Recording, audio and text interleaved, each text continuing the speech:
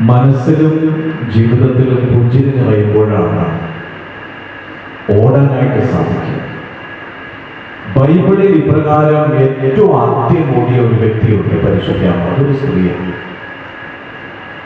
ബൈബിളിന്റെ സുവിശേഷങ്ങളിൽ നമ്മൾ വായിക്കുമ്പോൾ ഈശോയുടെ ജീവിതത്തിന്റെ ലോകത്തിന് വേണ്ടിയുള്ള പാടുപെടലുടെയും മരണത്തിന്റെ നടുവിൽ ചങ്കൂറ്റത്തോടെ നിന്നത് പരിശുദ്ധ അമ്മയാണ്. ബാക്കി എല്ലാവരും ഓടിപ്പോയി, ലോകനങ്ങളുടെ നിൽക്കുന്നു.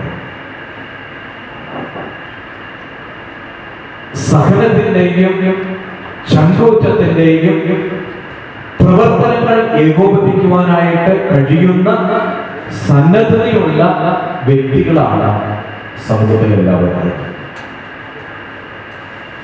നിങ്ങളില്ലെങ്കിൽ ഞങ്ങളില്ല, അത് ഉറപ്പാണ്. നിങ്ങളുണ്ടെങ്കിൽ മാത്രമേ ഈ ലോകത്തിന് ചലിക്കാൻ പറ്റൂ. ഇന്നത്തെ പത്രം എടുത്ത് നോക്കിക്കഴിഞ്ഞപ്പോൾ എനിക്ക് തോന്നുന്നു ഞാൻ അല്പം താമസിച്ചത് പത്രത്തിലൂടെ ഓടിപ്പോയത് കൊണ്ടായിരിക്കും തോന്നുന്നു. പെട്ടെന്ന് തിരിഞ്ഞ് നോക്കുമ്പോൾ 9 മണിയാകുന്നു, പിന്നെ 10:30 എത്തണമെന്ന്. ഇന്ന് പത്രങ്ങൾ മുഴുവനും നിറഞ്ഞിരിക്കുന്നത് ജീവിതത്തിൽ ഉന്നതിയിലേക്ക് കടന്നു വന്ന പരിമിതമായ സാഹചര്യങ്ങളെല്ലാം വെല്ലുവിളിയായി സ്വീകരിച്ച് ഉന്നതിയിലേക്ക് കടന്നു വന്ന സ്ത്രീകളെ കുറിച്ചുള്ള കാര്യങ്ങളാണ് മുഴുവൻ നിറഞ്ഞിരിക്കുന്ന സ്ത്രീകളാണ്.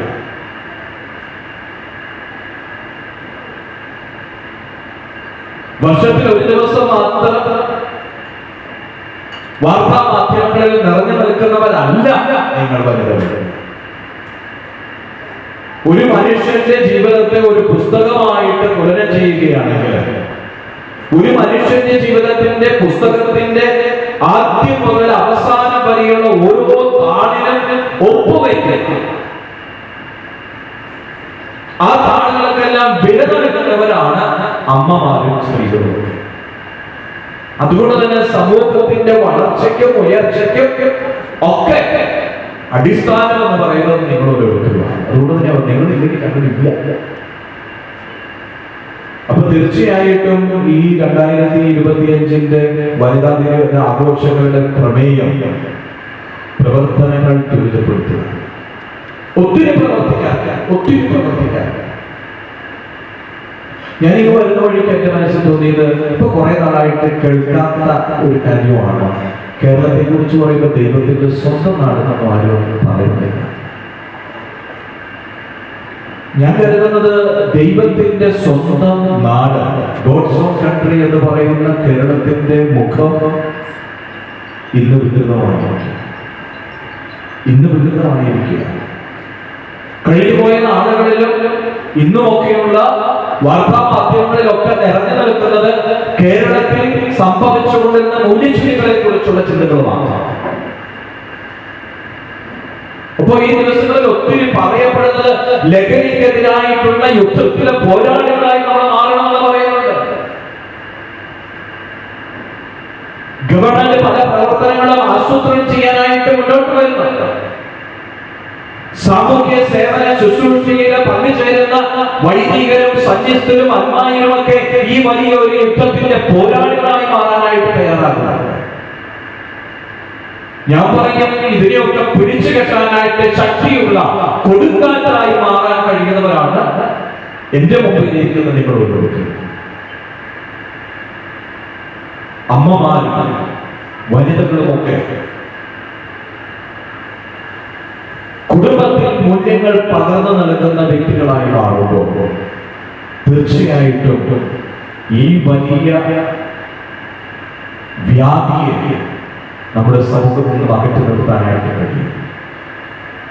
വേദനയുടെ ചില അവസരങ്ങളിലൊക്കെ മനസ്സിലാക്കിയ ഒരു കാര്യം, പണ്ട് ലഹരിയുടെ വിൽപ്പന രംഗത്ത് പുരുഷന്മാർ മാത്രമായിരുന്നുവെങ്കിൽ അതിനുശേഷം യുവാക്കൾ മുന്നോട്ട് വന്നു. അവർക്ക് ഒരു വളർച്ച കാണുന്നു ഇതിന്റെ ഡിസ്ട്രിബ്യൂഷൻ. ഇപ്പൊ കാണുന്നത് സ്ത്രീകളും ഇതിന്റെ ഈ കണ്ണിയുടെ ഭാഗമായി മാറിക്കഴിഞ്ഞിരിക്കുകയാണ്. ഇവിടെയാണ് നമ്മുടെ പ്രവർത്തനങ്ങൾ ആരംഭിക്കുന്നത്. ഇന്ന് സമൂഹം ഇല്ലാതായിക്കൊണ്ടിരിക്കുന്നു, കുടുംബങ്ങൾ ഇല്ലാതായിക്കൊണ്ടിരിക്കുന്നു.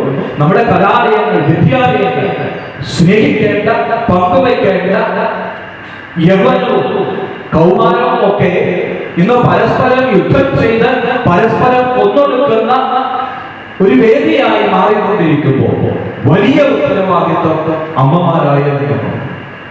വലിയ ഉത്തരവാദിത്വം നിങ്ങൾക്കുണ്ട്. നിങ്ങൾക്ക് മാത്രമല്ല, പുരുഷന്മാർക്കും ഉണ്ട്, അമ്മമാർക്കും ഉണ്ട്. എന്നാൽ അതിൽ വലിയൊരു പങ്ക് നിങ്ങൾക്ക് ഓരോരുത്തർക്കുമാണ്. ഒരുമിച്ച് വയ്ക്കാൻ നമുക്ക് കഴിയില്ല. ഈ വലിയൊരു വിപത്തിന്റെ ഏറ്റവും വലിയ വാക്സിൻ നമ്മൾ ഒത്തിരി ഭയത്തോടെ ചിന്തിച്ച കണ്ട ഒരു കാര്യമായിരുന്നല്ലോ കോവിഡ് പൊട്ടി പുറപ്പെട്ടു കഴിഞ്ഞാൽ നമുക്ക് എന്ത് ഭയമായിരുന്നു, എത്ര പേര് മരിച്ചു. എന്നാൽ ഇന്ന് കേരളത്തിൽ പ്രധാനമായിട്ട് നമ്മുടെ നാട്ടില്, നമ്മുടെ കുടുംബങ്ങളില് ഏറ്റവും വലിയ രോഗമെന്നും പകർച്ചവ്യാധി എന്ന് പറയുന്നത് ലഹരി തന്നെയാണ്.